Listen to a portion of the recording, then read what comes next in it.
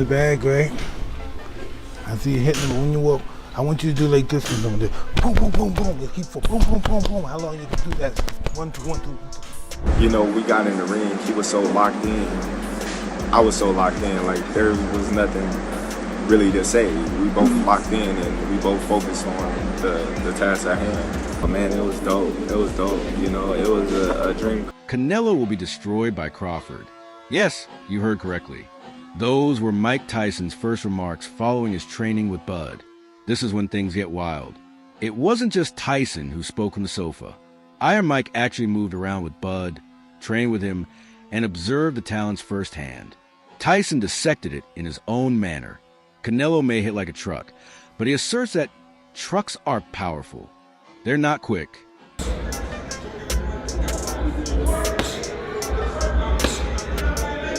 Since we've all witnessed what Canelo does when he's in beast mode, I must admit that hearing Tyson say that makes you pause and consider. He's a jerk. You can sense it if he touches you cleanly. Here's the problem, though. It's not simply about power in boxing. It all comes down to timing, rhythm, and outwitting the opposition. And Bud strikes me as a boxer who is capable of doing anything. Change positions, read you like a book, and dissect you in detail. Moving up in weight, wanting to go up 3 divisions to fight Canelo Alvarez at 168. What do you make of that? Is that a good idea? Hey, listen, to him, it is. So what does anybody care about what I say? It's only about what he think and feel. He's the king. Just know, I'm the biggest fan Terence had. But, you know, listen, if he goes in the mirror of Siberia, no one knows who he is. We cannot overlook the disparity in stature. And on fight night, Canelo will likely weigh in at 185 to 190. But we might be witnessing history if Crawford maintains that pace and remains focused. I mean, all of us, including you and me, we might be seeing one of those occasions when the world is shocked and the smaller man rewrites the rules. As if Iron Mike's yelling at Bud the Taskmaster while holding his hands wasn't insane enough. Stephen A. Smith enters the ring wearing his mouthpiece. He didn't even pause, bro. My best, I don't care how great the teacher, I had a masterful teacher, but if you want to be the best, you watch the best. You look at the best. You know, you watch them and you have their lifestyle. Don't be like this, have their lifestyle. And that's what it's all about, have the lifestyle. The man said, "I'm not hesitating, Crawford."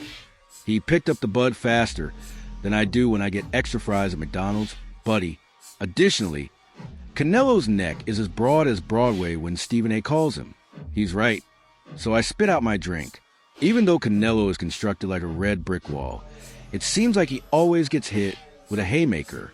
Don't fly against the Bud, as we are aware.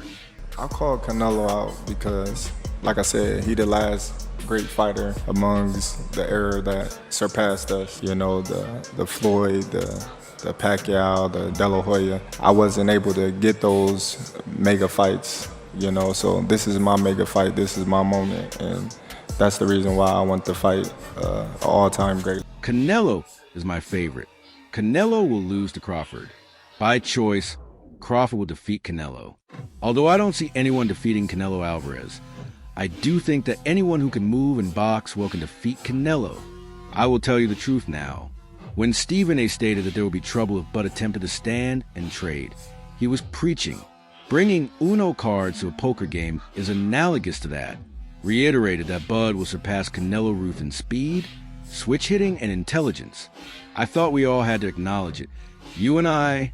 Stephen A.'s assurance that Crawford would defeat Canelo without hesitation makes you want to grab some popcorn, call off plans, and binge watch history. Wade's angle is also quite effective. He is making it clear that this battle is about more than just Bud versus Canelo.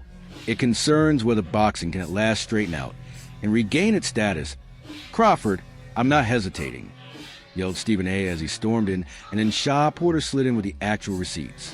"See, we can argue in the barbershop, but Porter," he said as he pulled up the Bud gym, where he had front row and VIP access to the sparring sessions. Furthermore, he stated, "I liked everything I saw." That is an informal conversation that almost amounts to a previous champion giving Crawford a 5-star Yelp review prior to his fight with Canelo. I am also aware of your thoughts. Canelo is a tank, indeed. Granite chins have destructive force. boxing. Yes, love Who gonna boxing. win the fight, man? That's coming up, the biggest Crawford. fight in boxing. Crawford. Huh? Crawford. I'm not hesitating. Crawford. I'm not even hesitating. Crawford. You gonna stand on that all the way to September? But when Porter's telling us Bud's out, here sparring big dudes, 200 pounds plus and still looking sharp, that hits. Different. Let's keep it real. You, me, we've all seen Crawford cook smaller guys, but now we know he's been stressed, testing his game against heavy hitters. In camp, that ain't a diet fight. That's heavyweight seasoning. And the way Porter broke it down, it almost feels like Bud's not just training for Canelo, he's training to break boxing, math itself, because if he brings that same speed, IQ, and calmness against Canelo's truck power, somebody's walking, outshocked, and it ain't just the fans. Is brilliant as a boxer. And I think that between switching to conventional and southpaw, using his jab and movement, I think that Crawford is going to outpoint Canelo because he's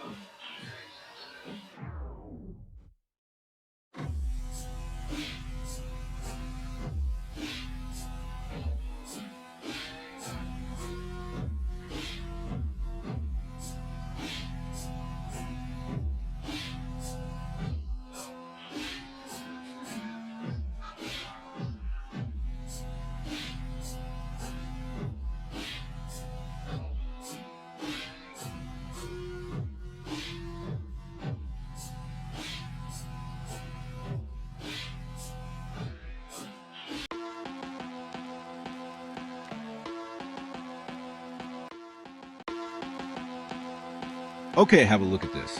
Wade Plemons interrupts Sean Porter's comment about Bud's appearing to be skilled at sparring with older lads, turning the entire conversation from fist to business. And he isn't lying, to be honest, because we can debate chin, speed, and power all day long, you and I. Let's be honest, though, it's not simply about who wins this battle. It concerns who will take boxing into the future. Ring Magazine, Netflix contract, etc. This bout is essentially boxing's way of getting to sit at the NFL and NBA's cool kids lunch table. I'm here for it, too. Family, friends, the whole team. Everybody's staying in the same house, eating the same food. It's comfortable. But for someone who's been uncomfortable for a long time, he knows how to balance it, you know what I mean? And so I like everything that I saw from Crawford. Wade's angle is also quite effective. He is making it clear that this battle is about more than just Bud versus Canelo. It concerns whether boxing can at last straighten out and regain its status as a major event sport. We all gripe about boxing only appearing once every few months with a major bout, don't we? Wade suggests that this might be the reset button. Boxing stock is expected to rise if this one lands. People will criticize the sport more than a poorly executed Netflix revival if it doesn't. In any case, we hit the mark.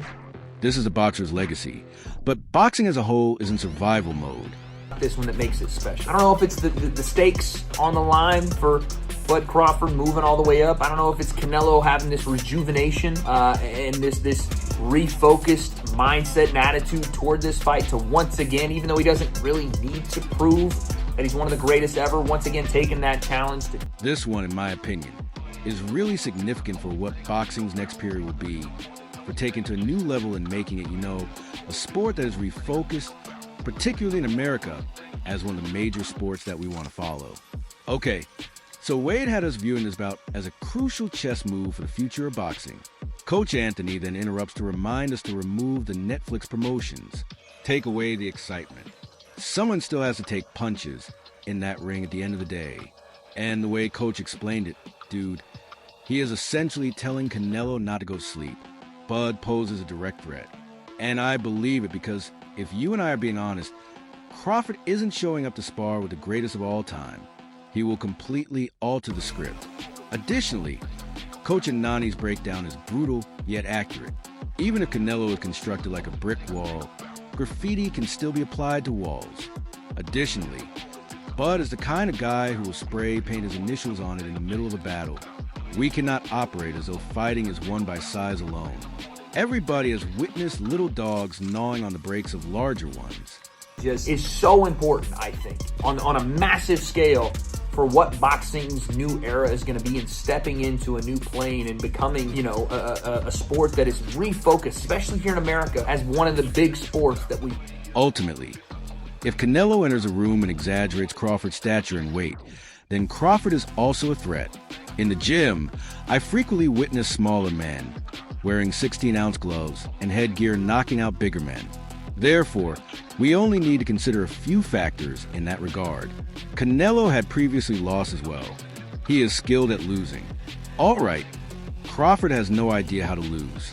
All right, that's why I'm telling you that Bud's decision is more frightening than any bench. Therefore, we must see this as a 50-50th. Press number is Canelo's doing. And in my opinion, Coach Anthony just validated what many of us already know in our hearts. It's not about size in this fight. It concerns who is more intelligent when the fire is burning. Okay, family, we just finished Tyson's call to Bud the Taskmaster. Without hesitating, Stephen A. yelled at Crawford. Porter reviews the gym with 5 stars. We are discussing the future of boxing. Coach Anthony is also cautioning Canelo not to get too comfortable. Ultimately, at the end of the day, Crawford is a threat as well if Canelo goes in there and overestimates his weight and his size. I've seen bigger guys get knocked out by smaller guys in the gym all the time with headgear on and 16-ounce gloves. So we have to just take a few things into account when it comes to that. Canelo's also lost before. He knows how to lose. Okay, Crawford doesn't. I'd like to hear from everyone. With whom are you riding? Which team? Team Bud the chess-playing assassin, or Team Canelo the granite chin tank? Post your ideas in the space provided for comments. Let's cut it short. Remember to subscribe, like, and share.